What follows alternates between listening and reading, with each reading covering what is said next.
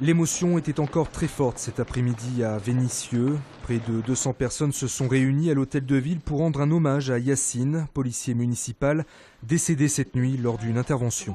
On est triste et puis je trouve que c'est profondément injuste. C'est une profonde tristesse qui est partagée par tous, donc je pense que la ville est meurtrie. Le traumatisme est vraiment profond, à la fois pour ses collègues proches, dont je fais partie, mais pour tous les employés de la ville et au-delà, pour tous les policiers qui se respectent et pour l'ensemble de la population de la ville. Vers 23 h hier soir, route de Lyon, entre Vénissieux et Saint-Priest, l'agent emprunte un couloir de bus pour poursuivre un véhicule qui aurait refusé d'obtempérer. Mais après avoir percuté une bordure, la voiture de police heurte de plein fouet un bus TCL. Le policier âgé de 30 ans est mort sur le coup. Pour de nombreux agents venus de villes voisines pour témoigner de leur soutien à leurs collègues vénitiens, la tristesse prévaut. C'est quelqu'un qu'on connaissait, on est dans les communes limitrophes, dans des missions souvent on se côtoie, et on connaissait même de l'extérieur, donc c'est sûr que c'est un grand gâchis, c'est un grand gâchis, et ça fait beaucoup de peine, on pense à lui, à sa famille, à tous les collègues de Vénissieux, tous ceux qui le connaissaient. Le véhicule poursuivi a été abandonné à quelques mètres du drame, selon les premiers éléments de l'enquête en cours. Il avait été volé en juillet dernier. Les forces de l'ordre sont actuellement à la recherche de ses occupants. Démonstration de force cet après-midi des agents de la future métropole. Ils étaient entre 800 et 1200 rassemblés cet après-midi devant le siège du Grand Lyon. Ils réclament notamment la préservation de leurs acquis, des acquis qui disparaîtront dès la mise en service de la nouvelle collectivité le 1er janvier prochain. On nous enlève des congés, on nous enlève des primes. On nous enlève des autorisations spéciales d'absence. Je vous rappelle que la métropole, c'est une décision politique prise entre Gérard Collomb et Michel Mercier.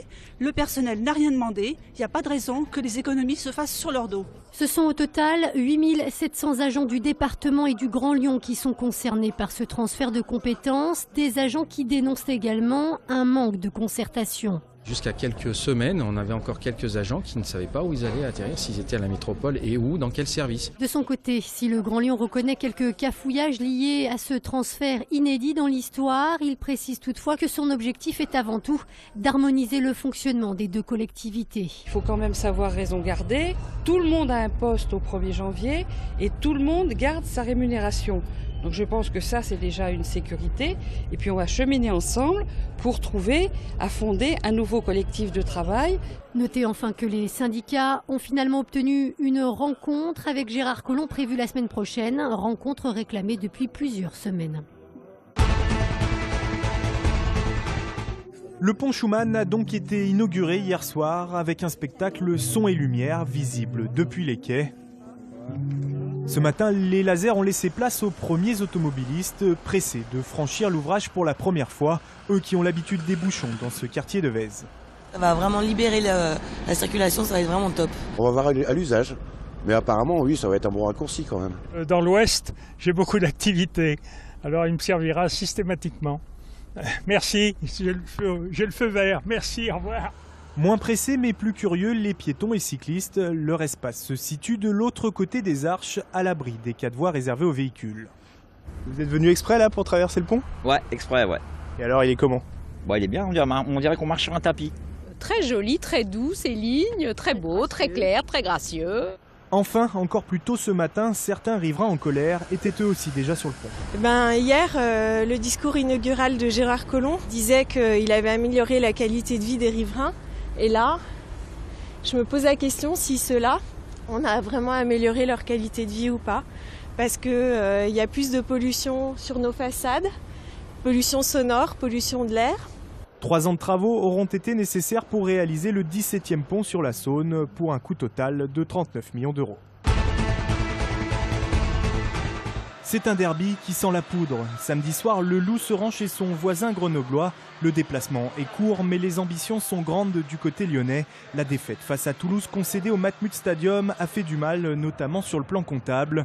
Les joueurs de Team Lane sont donc condamnés à aller chercher des points à l'extérieur.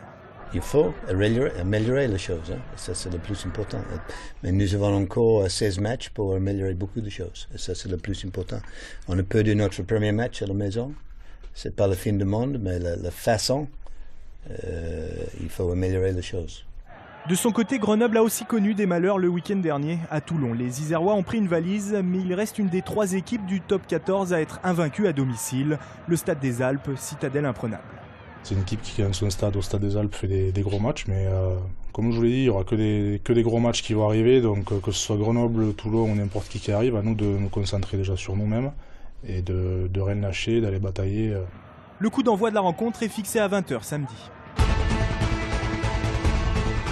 160 producteurs rhône-alpins sont venus présenter leur savoir-faire aujourd'hui place Bellecour. Ce marché des saveurs organisé par la région a pour objectif de rapprocher consommateurs et producteurs. Voilà, hier, je crapahutais au sommet d'une montagne toute seule après mes chèvres et aujourd'hui, on est place Bellecour où il y a plein de monde. Ouais. C'est une grande rencontre et puis avec des super produits en plus. Et aussi bien des produits de l'Ardèche, de partout. Charcuterie, miel, fromage, les 40 000 visiteurs qui ont défilé toute la journée ont apprécié la dégustation.